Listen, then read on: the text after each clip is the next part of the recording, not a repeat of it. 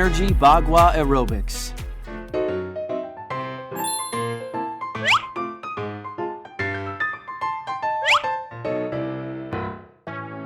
Let's start to practice Energy Bagua Aerobics. Let's do warm-up exercises first. Feet shoulder-width apart. Prepare for side stretch. Stretch your left hand up. 1, 2, 3, 4, 5, 6, 7, 8. Switch. 2, 2, 3, 4. Prepare for chest expansion. To the left. 1, 2, 3, 4, 5, 6, 7, 8. 2, 2, 3, 4. Prepare for high knees. Right leg first. 1, 2, 3, 4, 5, 6, 7. Kick back. 2, 2, 3, 4, 5, 6, 7, 8. Put your right leg back for lunges. Try to keep your hind leg straight. 5, 6, 7, 8. Bring your hind legs half step forward. Sit back and raise your toes. 5, 6, 7, 8. Switch. 1, 2, 3, 4, 5, 6, 7, 8. Bring your hind legs half step forward. Sit back and raise your toes. Prepare to rotate wrists and ankles.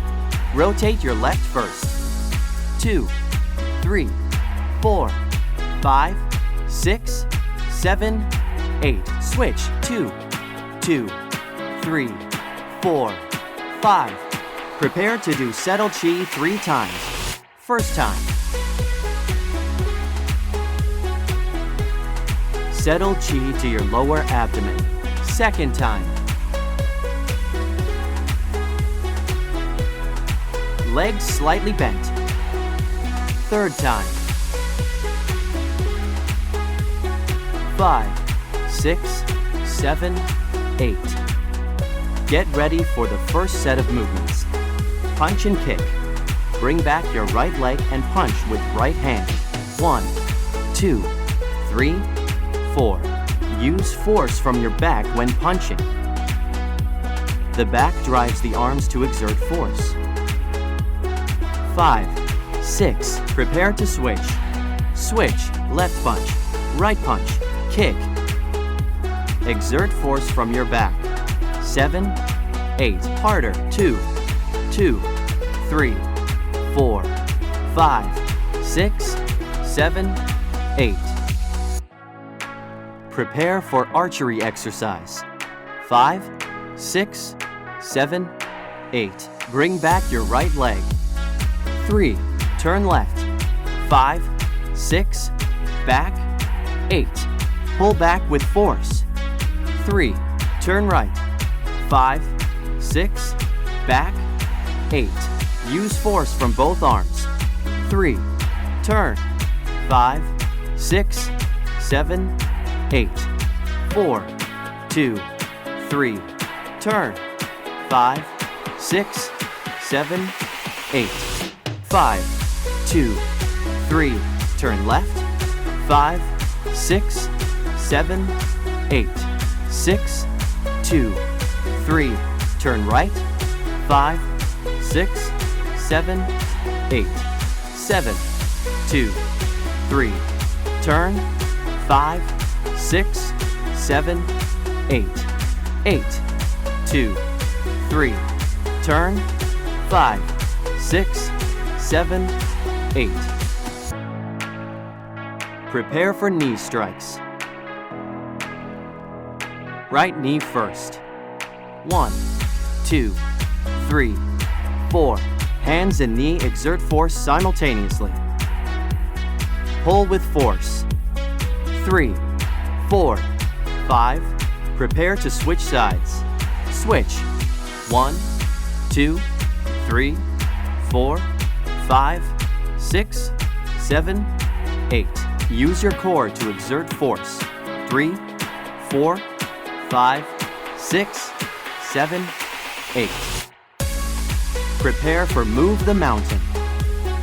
5, 6, 7, 8.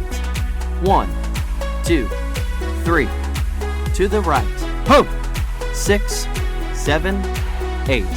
Push your palms. 3. Right leg forward. Ha! 6, 7, 8.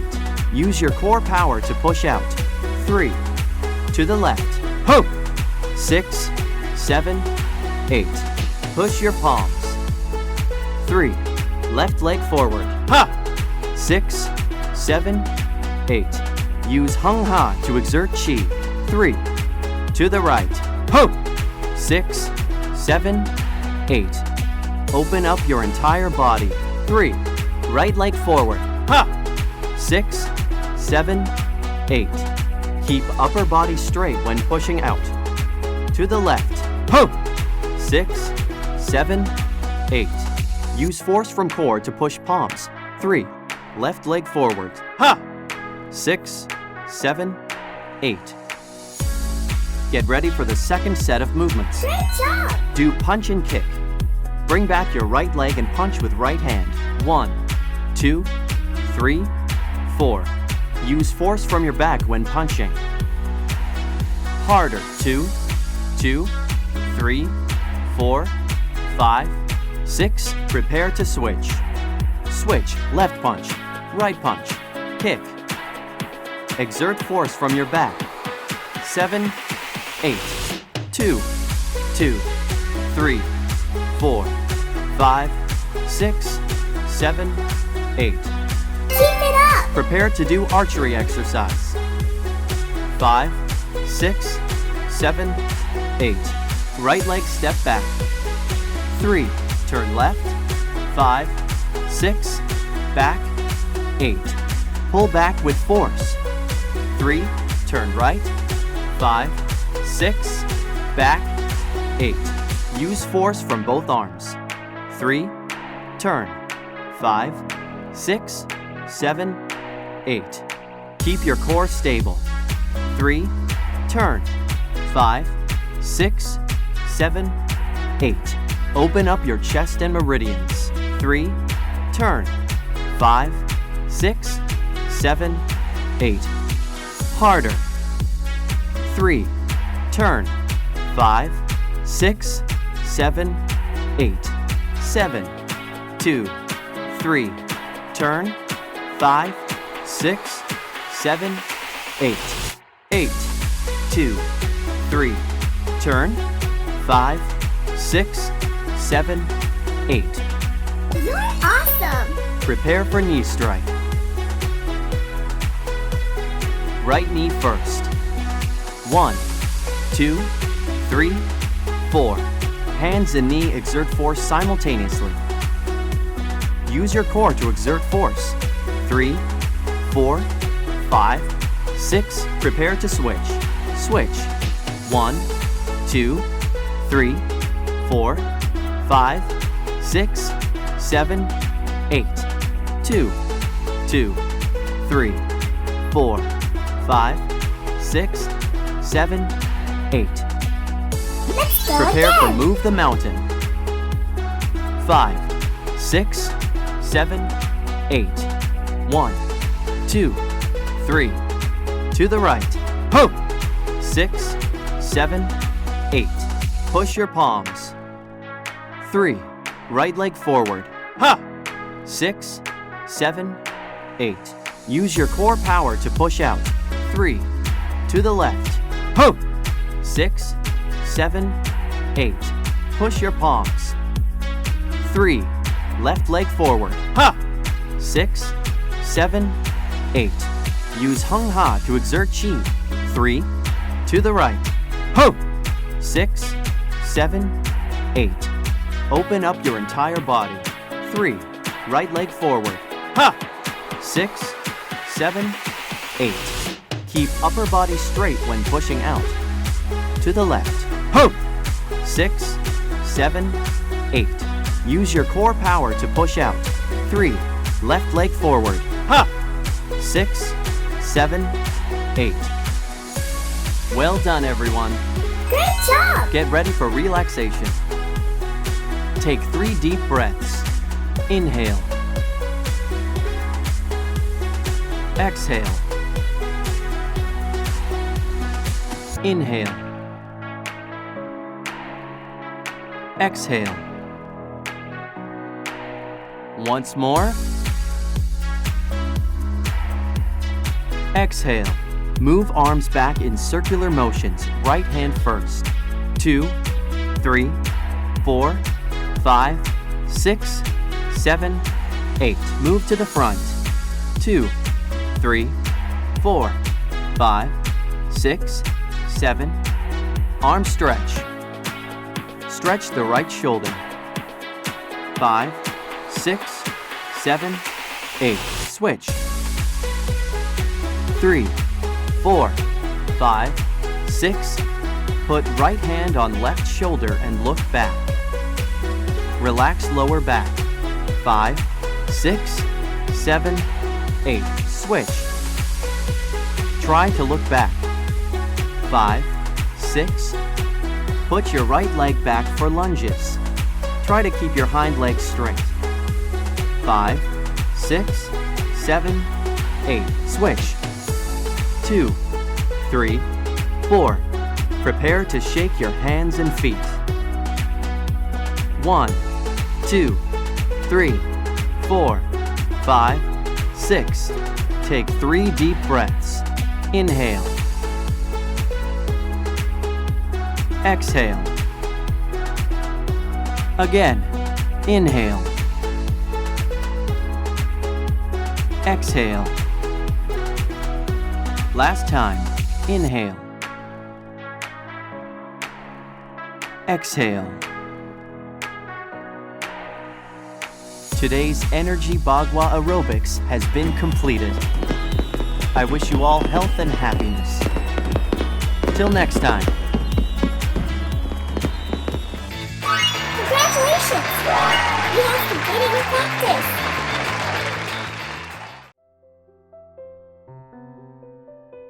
You've all heard inspirational sayings, but this may be your first time hearing Master Jin Bodhi's golden words.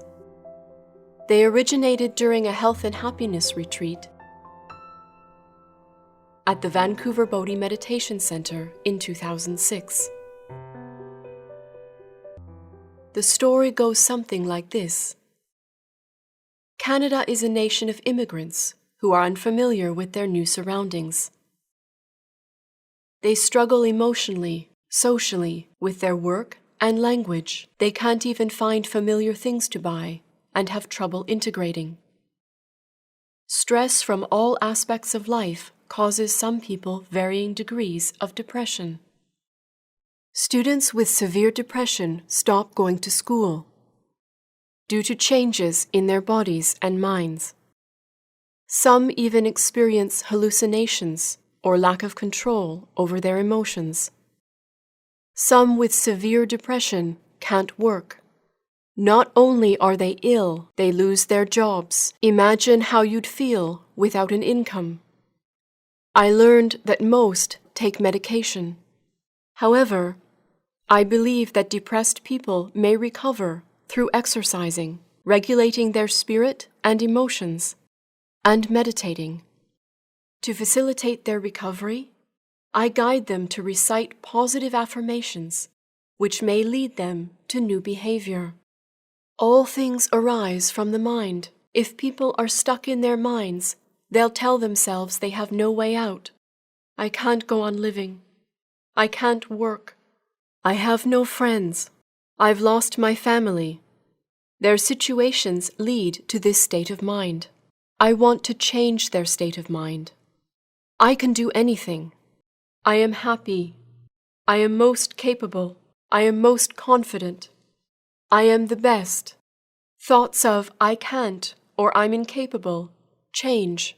Thus, to transform their spirit and state of mind, especially in the mornings, I ask them to read aloud these affirmations, looking at themselves in the mirror.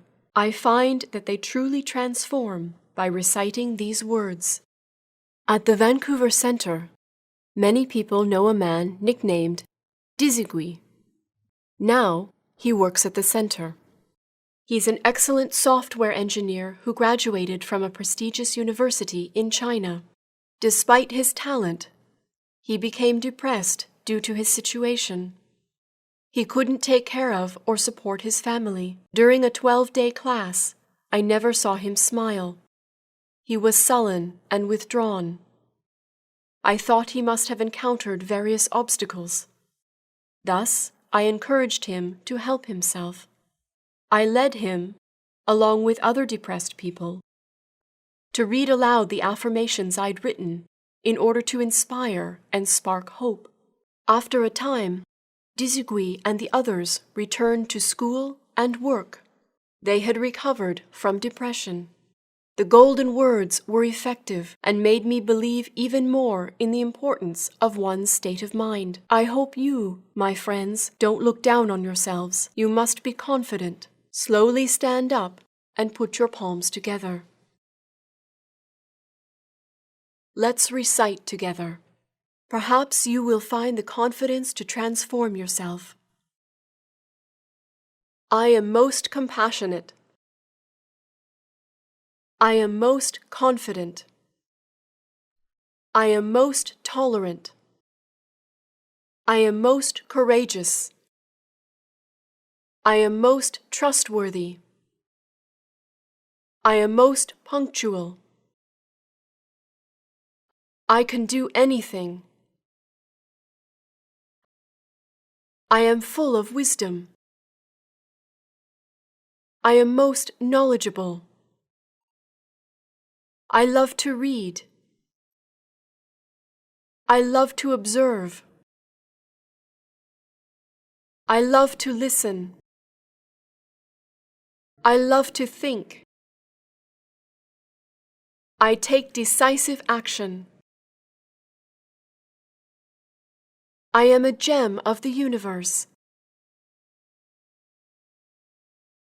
I am most charming. I am most talented. I sing most beautifully. I like challenges. I am most accountable. I will fulfill my life purpose. In heaven and on earth, I am supreme. In heaven and on earth, I am supreme. In heaven and on earth, I am supreme.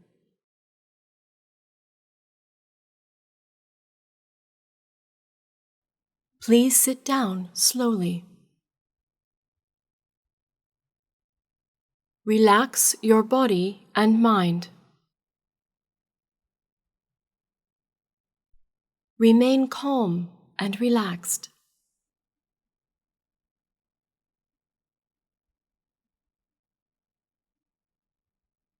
Listen carefully.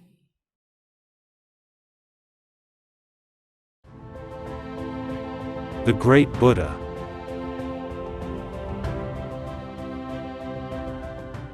Hello, everyone. Hello, Master. 2,600 years ago, a great man was born.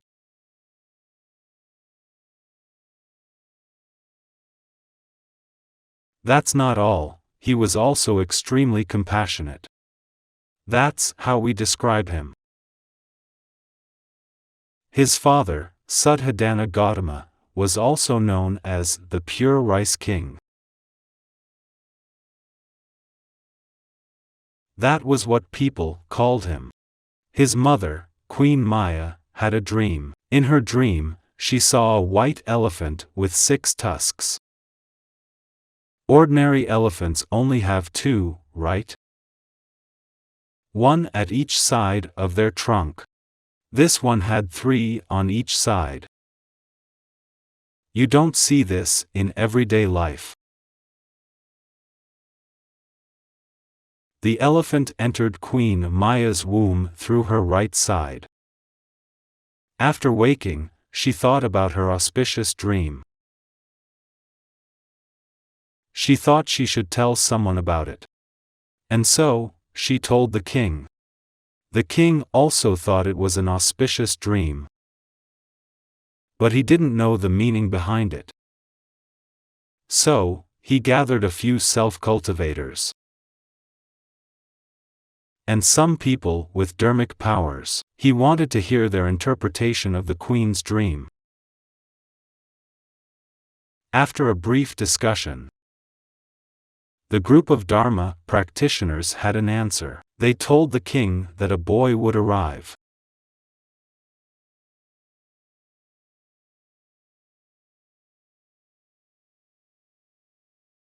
If the boy succeeded the king as the next ruler, his achievement would shake the world.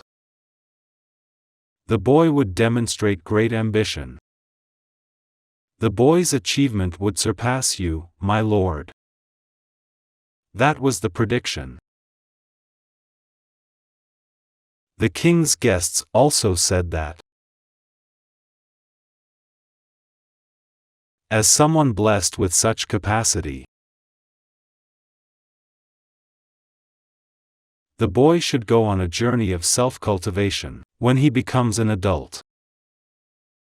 If he swore to benefit all sentient beings, that was even better. His name would reach every corner of the world.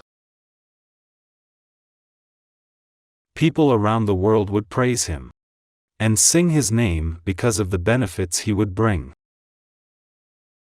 He would be a great king who would enlighten the whole world. The king and queen were delighted to hear this. To them, it was more than good news. It was a gift from heaven. Also, when the boy was born, strange sights appeared in the sky.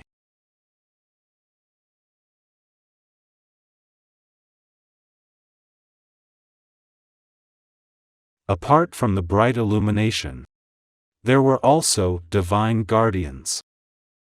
The deities were overjoyed at the birth of the boy. They were celebrating. The land was christened by the divine dragons. I think that refers to an auspicious reign. It was possible.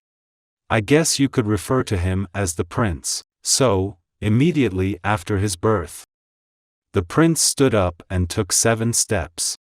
On each spot he placed his foot, a lotus flower bloomed. After taking the 7 steps, he stopped, and pointed to the sky and the earth. He declared, "Under heaven and on earth, I am the Supreme One." That's what the legend says. If the stories are true, what a miraculous birth that was. Many 1-year-old toddlers can't even speak. The little prince was no ordinary man. He was no ordinary mortal like us. What about his father? Like all fathers, he loved his son very much.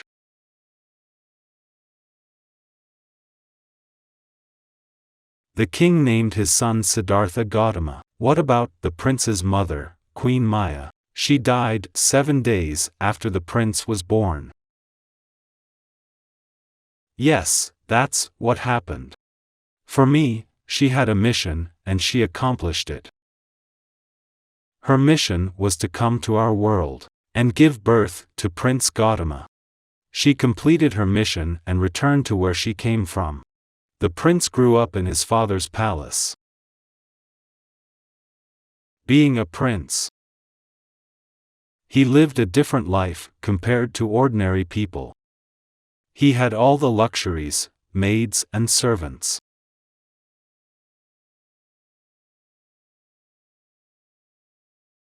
People were loyal to him and took good care of him. With his mother gone, his aunt cared for him like a mother. How did he grow up? To prepare the prince for future succession, the king made many arrangements. The prince had much to learn, such as languages, history, astrology, martial arts, and the strategies to govern a country. To sum up, whatever could be learned at that time the prince learned it all. The prince did his part and did it well. He was smart and a quick learner. I think he was doing well. The king and the prince's aunt were happy with his progress. And so, the prince grew up adored by everyone in the palace. People married young back then, even the royals. His marriage was arranged by his father.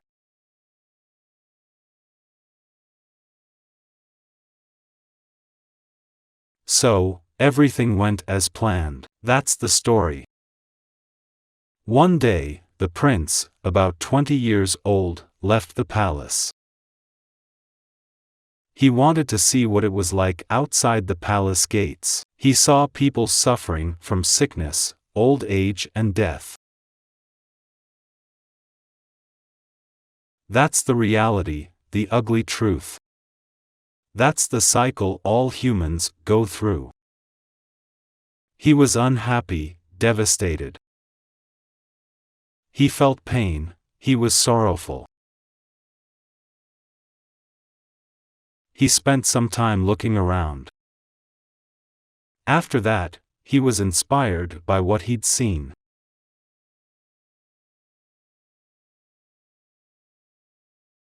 For the first time, he felt a sense of mission. He then started thinking about a solution to solve what he saw.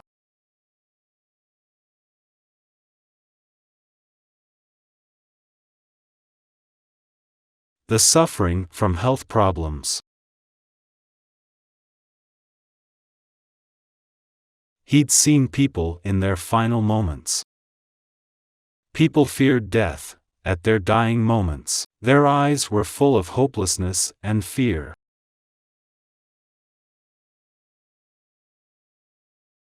He vowed to rediscover what death was. He wanted to know, if death was unavoidable, what could be done to face it without fear? And with more broad-mindedness? Not just death, all suffering, birth, old age, sickness, poverty, negative emotions, worries, fear, war, poverty, etc. I'm just naming a few. There must be a way to overcome all this suffering. The prince thought he might have to face them in the future. He knew, more than anyone.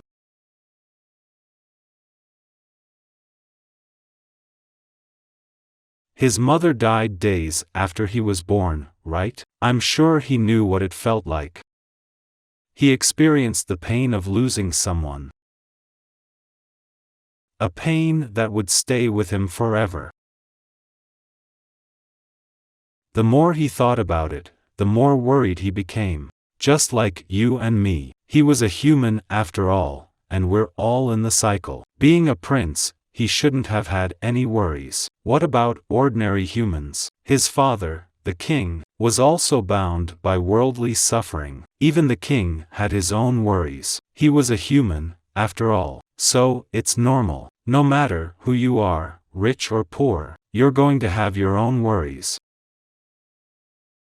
What matters is how you face them. The questions got the prince thinking deeply. In his late 20s, about 29, he made a big decision.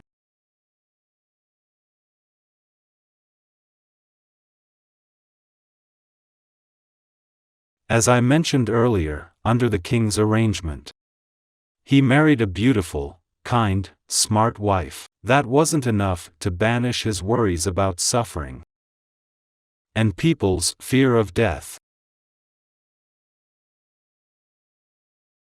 He had no answers to all that.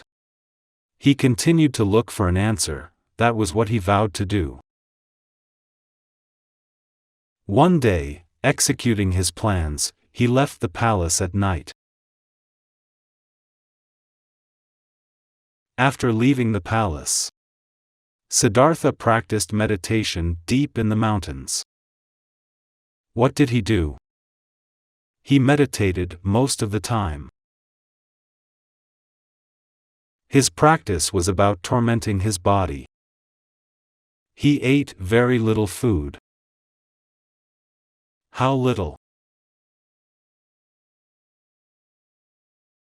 He ate only 1 grain of rice a day. It was not about filling his stomach. It was just enough to stay alive. He also meditated. He practiced as such for about 6 years. Practicing as such was tormenting and taxing. The young Siddhartha was so thin because he ate so little.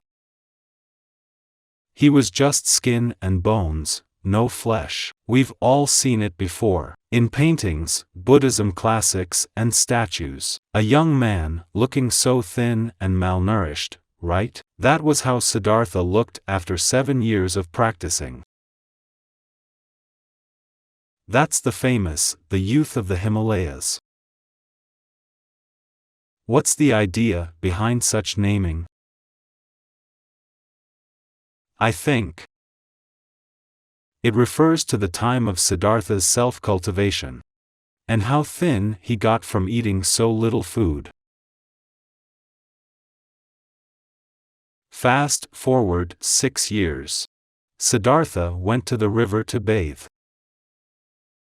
When you're starved, a bath could further drain your strength. That's what happened to Siddhartha. He fainted. Luckily for him, a shepherdess was nearby doing laundry. She saw the fainted Siddhartha and saved him. One day, he was close to a huge tree. It was a Bodhi tree. Placing some kusha grass under the tree, Siddhartha was going to meditate again. This time, he vowed to enter into a deep, enlightened state. For Siddhartha, that was a do-or-die situation. If he failed to achieve enlightenment, he vowed not to get up. The ultimate truth was his only goal. Lowering his body, he started meditating. He had recovered his strength, so everything went smoothly. He was able to quickly enter into a deep meditative state. There he began to break away from the 6 realms of existence. Okay, let's be more realistic. To break away from Earth, you need a rocket to fly past the Earth's atmosphere. If you want to break away from the solar system, it's harder. I'm bringing this up so you know how difficult it is. Being a human, you're born to survive in the human realm. You're bound in this realm, period. When Siddhartha vowed to achieve enlightenment, he was vowing to attain ultimate wisdom from heaven. It's not ordinary wisdom, but one that allows an understanding of all truths. No mortal can achieve such a feat. When Siddhartha made such a vow, he might have angered the spirits that watch over the human realm. They might have even punished him. Indeed, Siddhartha did have some trouble. He had some scary encounters. For example, he saw huge, venomous snakes. In India, these are quite common, right? He was almost devoured alive. He wasn't scared, and even showed compassion. He didn't fight back.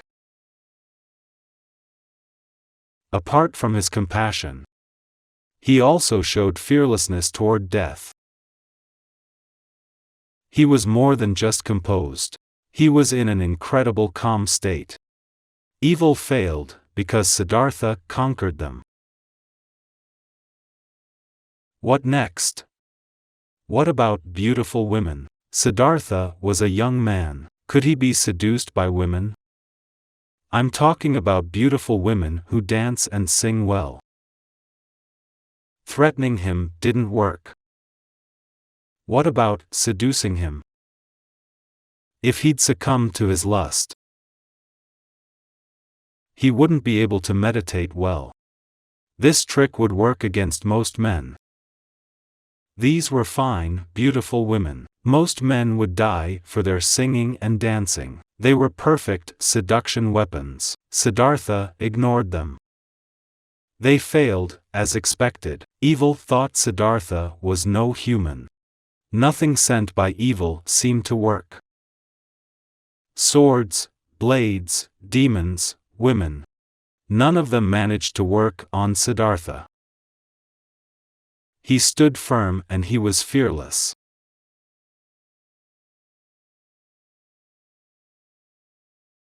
For him, he'd witnessed too many deaths.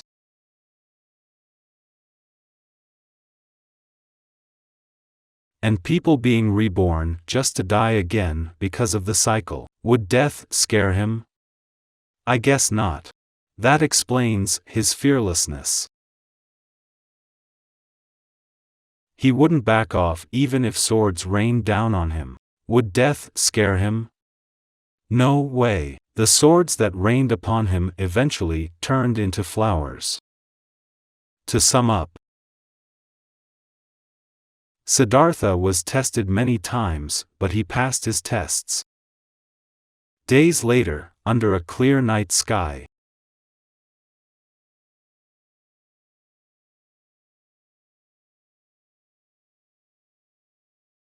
a miracle finally befell Siddhartha. He finally achieved instant enlightenment. He not only became one with the universe, but also with all sentient beings, as well as birth, sickness, old age and death. He was able to feel all humans. As such, he was able to understand all humans. At the moment of enlightenment, he became aware of everything.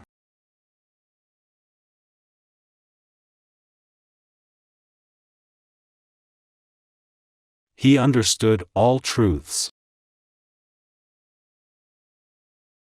His father, the king, upon finding out that he'd snuck out of the palace, protected him as all fathers would. The king had assigned a few bodyguards to be at Siddhartha's side. They were his disciples, servants, and bodyguards. They were Siddhartha's first audience at Sakyamuni Buddha's first public teaching. His first teaching took place deep in the mountains. Imagine a lion's roar, that's how loud he was. His 5 servants, who were keeping him safe, became full-time cultivation practitioners. What were they practicing under Sakyamuni? Freeing themselves from all worldly sufferings. That was when he first talked about liberation. From what? Birth, old age, sickness, death, fear, pride, arrogance, ignorance, and so on. Thanks to his enlightenment, he understood the truth behind mistakes. Our mistakes come from our hearts, we cause our own mistakes. Remember the 5 poisons? Greed, anger, ignorance, arrogance, and doubt. That's all of them. Do you know why we sin? Our sins are caused by the 5 poisons in our hearts. There are 5 main types of sins: killing, stealing, sexual misconducts, false speech, and abuse of alcohol. Sakyamuni knew it all along thanks to his ultimate wisdom. Also, I want to talk about social classes.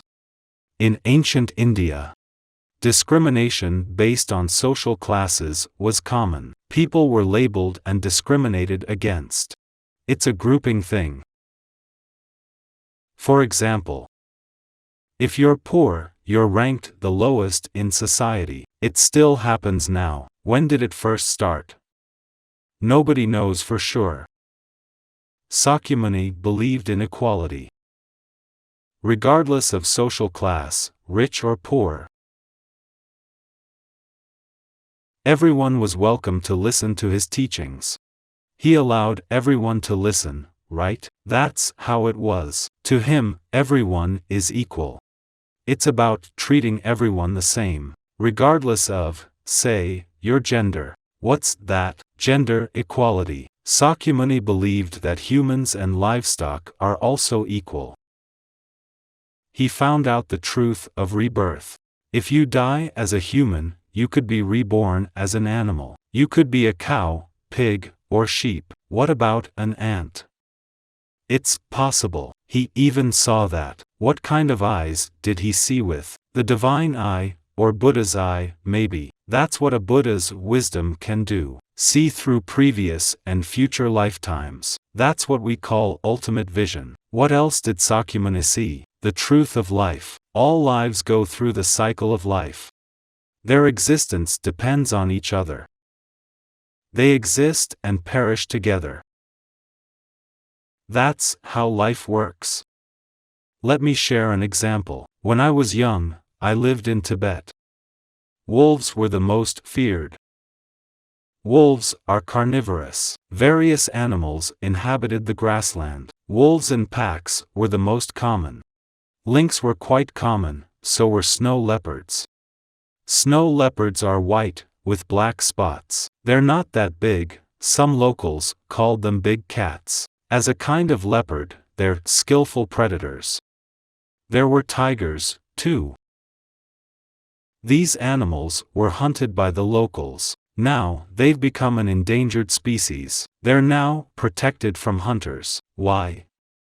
To keep the numbers of sheep in balance. All lives are interdependent. That's how the food chain works. In his enlightened state, Sakyamuni saw through the cycle of life. Who could have such wisdom? And then, people asked, why are we fated differently? Some are born into a wealthy family. They live a wealthy life forever. Some are born into a wealthy family, but are still poor. They could be rich in childhood, but their rich father was beheaded, and their family exiled. That's how their poverty began. Some are born into a family of beggars, and they beg for the rest of their lives. Why do such things happen? Easy. It's because of the merits and karma from previous lifetimes. That's the most straightforward answer. I learned of this when I studied Buddhism. This is the way I believe. That's the truth. All the kindness we've offered and our sins, from previous lives to our current life, are coded in our life. Unfortunately, we lack the wisdom to decode them. That's the code of life. Although we have naked eyes, we lack the wisdom to comprehend what we see. What I know is, the formation of our body, our hands and face, is all coded. Whether we live rich or poor, is decided by the kindness or evil we've committed. What we did previously affects our current life. That's how it is. If we're rich now, it's because of our merits from the past. It's the merits from our kindness in our previous lifetime. So, if we keep doing good deeds now, our future generations will benefit from it. That's how it is. This is how to transform fate and free ourselves from the shackles of nature. It's called the law of merit. We often say, heaven decides, right? Precisely speaking, what we have is decided by our past. And what about the future? It's decided by what we do now. Our present decides our future. So, do good to have a good future. In ancient China, traditional philosophy and Taoist teachings shared one belief. Heaven decides everything, including fate. Sakyamuni Buddha believed otherwise. To him, our past makes our present, and our future is shaped by our present. That's how it is. This is simple math. Do nothing, gain nothing. No disasters will befall us, and we gain no wisdom. What if we do good? We'll become richer. Maybe we'll live longer. Do more good deeds, and our children will be blessed. Do even more good deeds, and our children shall live a prosperous and wealthy life. Let's talk about subtraction.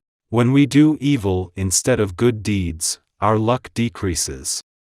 When our luck runs out, we could end up in jail or even die. How? It might be suicide. That's how troublesome it is. This causality of simple math was discovered by Sakyamuni. How do we increase our good luck? Practice kindness, do good deeds. This is so important.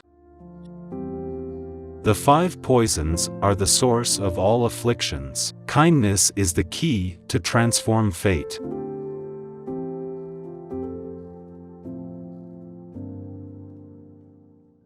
What is Buddhism? It's a scientifically proven way of life.